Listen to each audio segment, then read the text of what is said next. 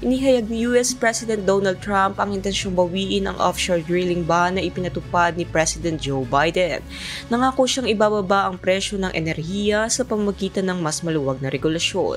Binalikan din ni Trump ang usapin ng Greenland at Panama Canal na nais niyang mapasakamay ng Estados Unidos. Hindi niya itinanggi ang posibilidad ng paggamit ng militar o ekonomiya para sa layuning ito. Dagdag pa ni Trump, hinangad din niyang gawing bahagi ng Amerika ang Canada sa kabila ng pagtutol nito. Inatake rin niya ang Department of Justice at tinawag itong bahagi ng Deep State.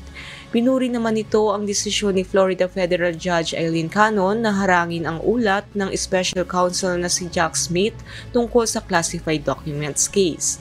Nagbanta naman si Trump ng matinding aksyon sa Middle East kung hindi maibabalik ang Israeli hostages. Kasabay nito, binatikos din niya ang paggamit ng windmills na aniyay hindi epektibo at nakasisira sa kalikasan. Era Angeles, humahataw sa balita ngayon.